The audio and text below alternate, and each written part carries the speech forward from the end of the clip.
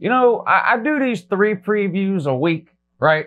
Every Tuesday, I do a preview of all the SEC games coming up for the week. Every Wednesday, I do a preview of all the top 25 teams that are playing that coming weekend. And then on Thursday, today, I do a 3rd preview video, and I talk about games that don't fit into either one of those categories, right? So they're not SEC teams, and they're not ranked in the top 25. And you know what's hilarious to me? I mean, honestly, the funniest thing about this Thursday video all year long, I sit down at a computer, I go through all the games that aren't SEC and aren't top 25, and I try to pick out 5, 6, 7, 8, whatever games that might be interesting to me or you or whatever for whatever reason. And every single Thursday, when I sit down and look at these unranked teams, you know what I see? Miami and Florida State. Man, the condition of football in the state of Florida has really taken a nosedive. The best team in the state, Central Florida, everybody forgot they even exist now after they take a couple of losses. Florida, they haven't won the SEC in, 12 seasons? They don't even matter hardly in college football anymore. And then you got Miami and Florida State. 2 terrible teams and 2 terrible programs, at least right now. And Miami's been bad, really, for coming up on 20 years. I mean, they've been in the ACC since, 2004? They've never won it? How is that even possible? Literally everybody has won the ACC, hadn't they? That's just sad. And Florida State can't make a bowl game and has Willie Taggart, who is probably one of the worst coaches in the entire Power 5 and is definitely in way over his head. Anyway, in today's pointless video, I'm going to talk about their games this weekend and a few others that might be interesting to me. Let's go.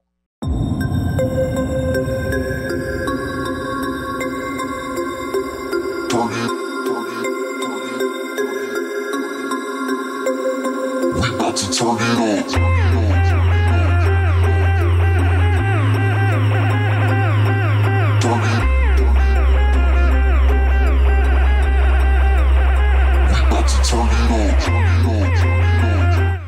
Yeah, good morning, Internet. It's Uncle Lou here in 2, and also appreciate you guys watching. Subscribe to this channel if you're not already. I post college football videos every single day of the year, year-round. Sometimes they're even watchable. Give this video a thumbs up if you're excited about this weekend of college football. We got some good games we're going to talk about today. I talked about Miami and Florida State at the beginning, of course, but we got some ACC games and some Pac-12 games involving teams that aren't ranked, but games that are going to decide or at least have a lot to do with deciding who ends up winning some of these divisions in those 2 conferences. So we're going to talk about those today. Don't forget to check out the live show tonight at 10 p.m. Eastern. We do it every Tuesday and Thursday night at 10 p.m. Eastern and every Saturday morning at 9 a.m. Eastern. It's a call-in show. I take phone calls from you guys from all over, answer questions from the comment section at the end, that kind of thing. You guys get the idea. Be sure and check it out. We have a lot of fun on that show. If you haven't checked it out yet, check it out.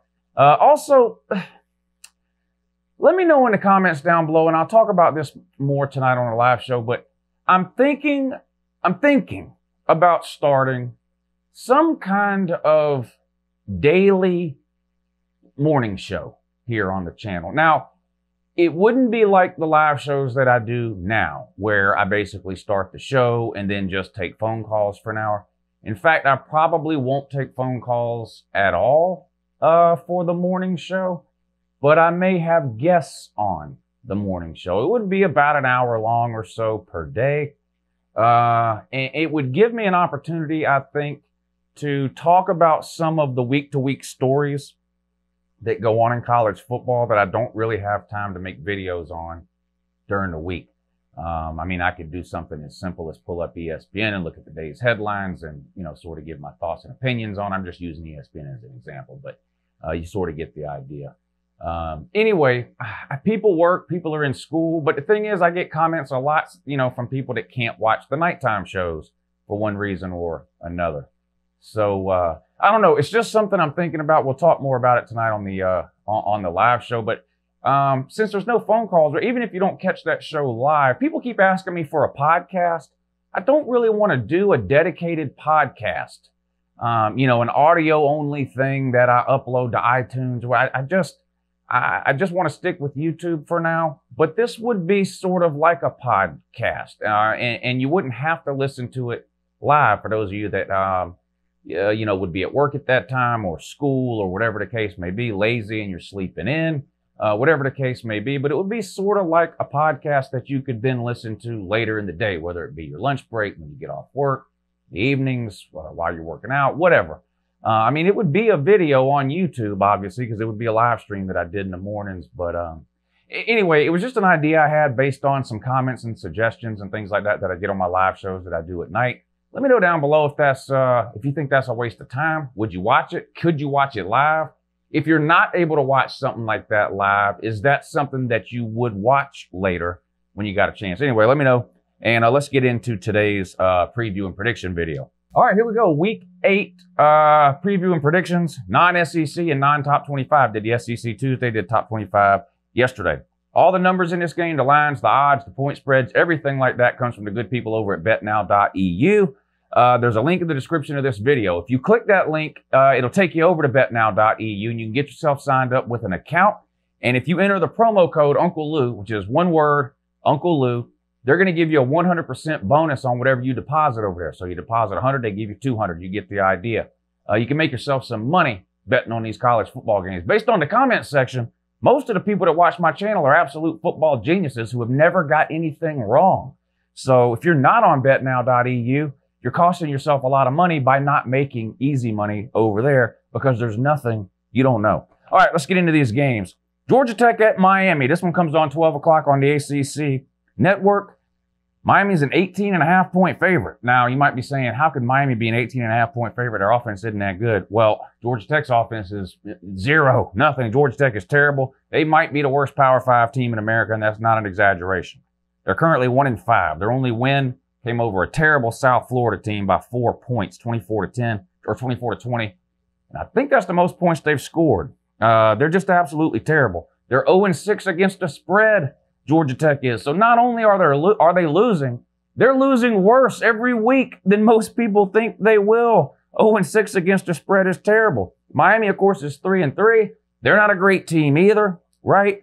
N'Kosi Perry is going to get the start again this week for Miami. Jarren Williams still recovering from injury. How much of that is true and how much of that is just they want to play N'Kosi Perry, I don't know. My thoughts on the quarterback situation, which I know don't matter, is if Williams is healthy, I think he should play. I think Miami should be building for the future. This year's a complete loss anyway for Miami. So if Williams is healthy, I think he should play, and you build towards the future next year. Get Williams as much experience as you can this year so that he's that much more prepared and ready for next year. If he's not healthy, or if you just really, really are dying to make a bowl game or win 6 or 7 or maybe even 8 games, I guess you stick with Perry. That looks like the decision that Manny Diaz has made. But of course, they put Perry in against Virginia Tech when Williams got hurt. And in that game, Williams had an interception 3 drives in a row, right? Perry comes in and the offense sort of starts to click. I mean, there's no denying the offense has looked better with N'Kosi Perry over the last couple of weeks than it has with Jarren Williams. Now, he didn't do enough to bring them back in that Virginia Tech game. They still ended up losing, but Miami did get a big win last week, 17-9 over Virginia. Whatever's wrong with any team, playing Georgia Tech is the cure for whatever ails you. Miami will roll in this game. I don't see any way they lose. Miami wins by less than the spread here, 18.5. I don't ever predict shutouts on this channel. It's just too hard to do. I would not be shocked, though, if Georgia Tech struggles to score any points at all in this game. Miami's defense is still one of the best in the ACC, even though their offense has been sort of behind the 8 ball. Georgia Tech is just terrible on both sides of the ball. Honestly, their defense has been okay at times, but their offense has just been really, really bad. And again, that's not really a knock on Georgia Tech. Everyone knows they've been running the triple option for over a decade. Try to switch to a real offense. It's going to take more than a year to turn that roster over and get the right types of players in there. Anyway, give me the Hurricanes, Lady 18.5. TCU on the road at Kansas State. Big 12 matchup here. This one comes on at 2:30. TCU is a 3.5-point favorite in this one. They're 3-2. Kansas State is 3-2. It's a little strange here. Both of these teams, TCU and Kansas State, have both already had both of their bye weeks for this year. Of course, everyone's getting 2 bye weeks this year because of the way the calendar falls. That's not a change or anything. Next year, they'll go back to the 1 bye week. But so both these teams have had both their bye weeks in the first half of the season. That's why they've only played 5 games. They're each 3-2. TCU 1-1 in conference play. Kansas State 0-2. So Kansas State, for all intents and purposes, is out of the Big 12 race. They still got to play the big boys into Big 12, and you know they're going to lose those games. TCU, if they want to have any chance of trying to get into the Big 12 championship game, which they're going to have to beat either Oklahoma or Texas to do that, they can't afford any more losses, already sitting with the one loss in the Big 12. They lost to, who'd they lose to? Iowa State. They also lost to SMU, but SMU's a pretty good team. And then again, so is Iowa State. Kansas State, on the other hand, started off pretty good. People were singing the praises of new head coach Chris Kleiman, or Kleeman, whatever his name is. They've lost 2 in a row now, though, to Baylor and Oklahoma State.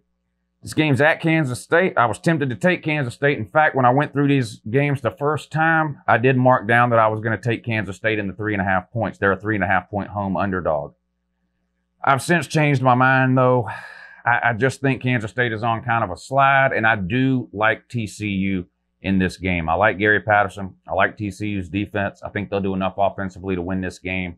More than 3.5, maybe a touchdown to 10 points, something like that. I'm going to take the road favorite in this game. Give me the Horned Frogs, late at 3.5. All right, now we got a couple of interesting games here in the ACC when it comes to who's going to end up winning the terrible division that is the Coastal, right? Of course, Clemson's in the other division. This Coastal division is just an absolute train wreck. At 3:30, you got North Carolina at Virginia Tech, and you have Duke at Virginia. These two games are going to go a long way in determining who ends up winning this side of the division. Not that Virginia Tech has anything to do with it, but either North Carolina, Virginia, or Duke, in my opinion, is going to win the Coastal division. I know Pitt is tied with them right now, but I think these other 3 teams are a little bit better than Pitt. I think it's going to come down to either North Carolina, Duke, or Virginia. North Carolina at Virginia Tech this weekend. Duke at Virginia. Talk about North Carolina, Virginia Tech first. North Carolina's a 3.5-point road favorite here. They're 3-3. Virginia Tech is 4-2. But that record is a little bit deceiving. Virginia Tech is a terrible, terrible team. They've lost to Duke and Boston College. They did beat Miami, which was a miracle. But then they had struggle wins over teams like Old Dominion and I think Furman it was. They just haven't looked good all year. North Carolina has looked like the better team over the course of this year so far. And I definitely think they have the better coach. Fuentes at Virginia Tech has been a disappointment, to put it mildly. I'm going to take the road favorite again here. I'm going to take North Carolina and lay this 3.5 points. North Carolina has got to win this game, and here's why. Over the next 2 weeks, they're on the road here at Virginia Tech. The next 2 weekends, they're at home against Duke and at home against Virginia. Those are the 3 teams that are going to decide this side of the division. So they have to win here. North Carolina can win. If North Carolina wins this game, I think they could split the next 2 between Duke and Virginia and maybe still win that division. But they've got to win this one here, I think, or they may end up playing themselves out of the race. We'll see. But I'm going to take them in this game and lay to 3.5. Then you got Duke at Virginia, 3:30 on the ACC network. Duke 4-2. Virginia 4-2. Duke, of course, lost to Alabama to open up the season. And who else did Duke lose to? Pitt. A little surprising there, in my opinion. Virginia, of course, lost to Miami, right? And Notre Dame. Those are their losses. So 4 wins. Virginia's only given up 100 yards per game. No, I'm not giving up. Virginia is only getting 100 yards rushing per game. That's a little surprising considering they have a rushing quarterback. So that tells me outside of that quarterback, they don't have much when it comes to running the ball. They're going to have to find a way to do that in this game. Duke is a good team. They're disciplined. They play well. They don't make a whole lot of mistakes. Can they win on the road at Virginia? No. I'm going to take the home team here. I think Virginia rebounds. They had a couple of tough road losses in a row at Notre Dame, which they were actually winning at halftime. And then last week on the road at Miami. So 2 losses in a row for Virginia. I can't see them losing 3 straight. They come back home this week after those 2 rough road games. I think they rebound. Give me the Cavaliers. Lay to 3 points. Now, this is a game that not a lot of people are talking about, but these are 2 pretty good teams here. Tulane at Memphis. 2 of the better group of 5 teams, each sitting on just 1 loss right now. Tulane's only loss is to Auburn, and they lost 24-6. That's not too bad, considering Auburn is, of course, a Power 5 team from the SEC West, a top 15 team in every poll you look at, right? Some think they are a top 10 team. Point is, no matter how you look at it, They're a lot better than Tulane. Tulane only lost to them 24-6. That's not that bad. Memphis also sitting on 1 loss. They lost to Temple, who's also a really good group of 5 team. You got some pretty good group of 5 teams. Temple plays at SMU this weekend too. Talked about that game yesterday because SMU is ranked. They're undefeated. Temple just the 1 loss though. And Memphis lost to Temple last week by just 2 points. Other than that, a bunch of blowout wins. Same thing for Tulane. I think this will be a really good game here. Could be a close game. I'm going to take the home team here, though. I think Memphis is going to be a little bit too much for Tulane. Give me Memphis, lay to 4 points. Colorado at Washington State. Mel Tucker started out pretty good this year, and it's just started to come off the rails now as he started to enter Big 12 play here. Washington State's a 13-point home favorite in this one. 7 o'clock on ESPN-U. Mike Leach has a quarterback again this year. What a shocker. The Washington State offense is rolling. Now, they've already lost a couple of games and sort of played themselves out of any consideration for even a Pac-12 title, much less a New Year's Six or a playoff berth at this point. But still, it's a Mike Leach offense. Colorado, I don't think, can keep up with what they're going to be doing there at home at Washington State. 13, just under the 2 touchdowns. I like that number. I'm a Mel Tucker fan. I wish him luck. I hope I'm wrong here, but I'm going to take Washington State and lay to 13. All right, and the disaster that is Florida State goes on the road this week to take on Wake Forest. Wake Forest finally caught their first loss of the season last week, right? Yeah. Let's see. They tried to tell us Cal was a top 15 team because they were like 4-0 or 5-0 or something. The Pac-12 was just terrible. So they said, well, Cal's undefeated. We better rank them, put them at 15. They turn around and lose. Tried to do the same thing to us with Wake Forest, didn't they? Wake Forest was 4-0 or 5-0 or something. Tried to convince us they were good just because nobody else in the ACC is outside of Clemson, so they rank Wake Forest. What happens? They go out and lose to a terrible Louisville team. Who's the next team to fall into that trap? Minnesota. Hey, it won't happen this week. Minnesota's playing. Who's Minnesota playing? Is it Rutgers? Let me look back and see from yesterday's copious notes here.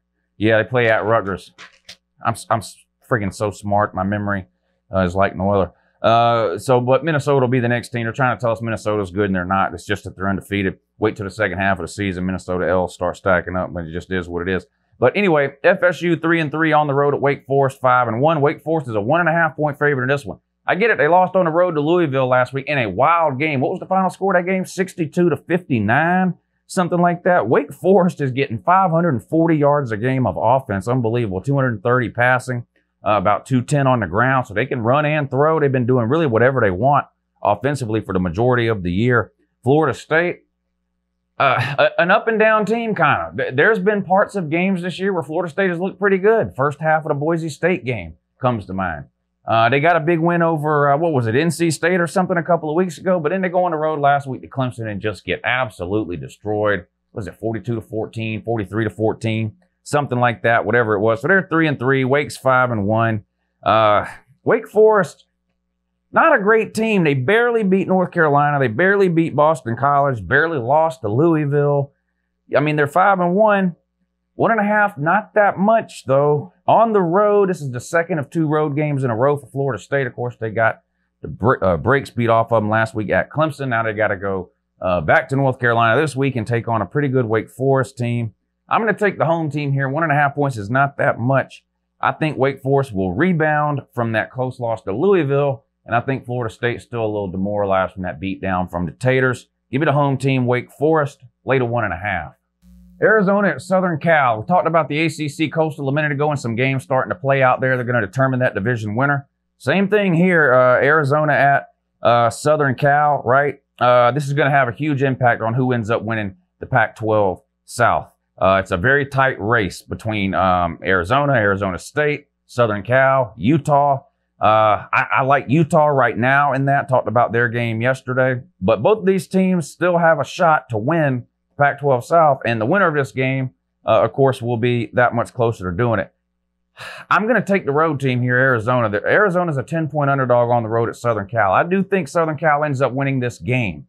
So for the purposes of winning the Pac-12 South, Southern Cal will still have a chance after this weekend, I think. But 10 points is just too much. I think this game will be a little bit closer than that. Khalil Tate's got to stop turning the ball over. Arizona's got a pretty good offense, but when you're turning the ball over like he does, it's just not going to work out well. He's already got 6 interceptions this year. If he can protect the ball, I like Arizona's chance to keep this game close.